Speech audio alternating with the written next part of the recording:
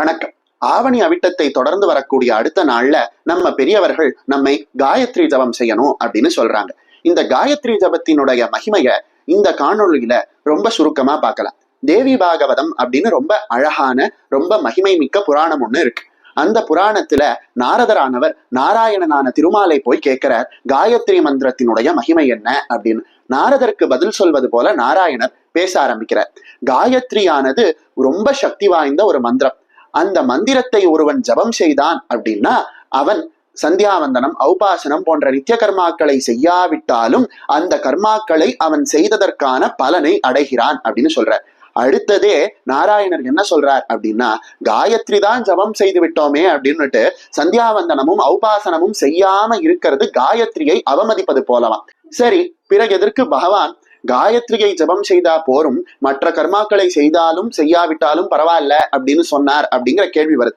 இதுக்கு என்ன விளக்கம் அப்படின்னா, காயத்ரியினுடைய மகிமையை எடுத்து உரைப்பதற்காகவே பகவான் அப்படி சொன்னாரே தவிர மற்ற கர்மாவை செய்யக்கூடாது அப்படிங்கிறதுக்காக சொல்லல.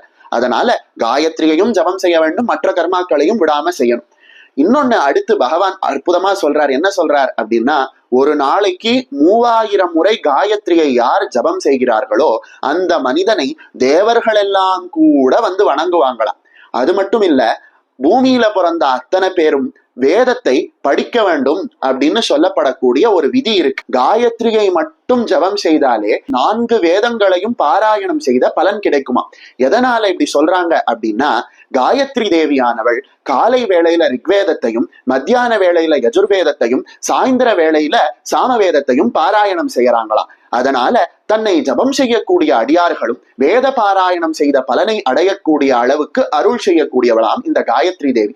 அதனால வேதத்தை படித்தாலும் படிக்காவிட்டாலும் காயத்ரியை ஜபம் செய்தாலே 4 வேதங்களையும் பாராயணம் செய்த பலன் கிடைக்கிறதா. இந்த காயத்ரியை ஜபம் செய்த ஒரு மனிதன் அந்த காயத்ரியில இருக்கக்கூடிய ஒரே ஒரு அக்ஷரம், அதாவது காயத்ரி மந்திரத்துல 24 அக்ஷரங்கள் இருக்கு அப்படின்னு சொல்லுவாங்க. அந்த 24 அக்ஷரங்கள்ல ஏதாவது ஒரு அக்ஷரம், அதாவது ஏதாவது ஒரு எழுத்து அந்த மனிதனுக்கு சித்தி ஆயிடுத்துன்னா கூட அவனுடைய பெருமையை பிரம்மாவாலையும் விஷ்ணுவாலையும் இந்திரனாலையும் மகேஸ்வரனாலையும் யாராலையும் சொல்ல முடியாதா. அந்த அளவுக்கு ஒரு பெருமையை காயத்ரி மந்திரத்தினுடைய ஒரே ஒரு எழுத்தே கொடுத்து விடுவான். அதனால இவ்வளவு பெருமை வாய்ந்த காயத்ரி மந்திரத்தை இந்த ஆவணி அவிட்டத்தை தொடர்ந்து வரக்கூடிய நாள்ல நம்மளால முடிஞ்சதோ முடியலையோ 1000 எண்ணிக்கையை இன்னைக்கு முடிக்கணும் அப்படின்னு நினைச்சு கொண்டு நம்ம இன்னைக்கு காயத்ரி ஜபம் செய்யணும்.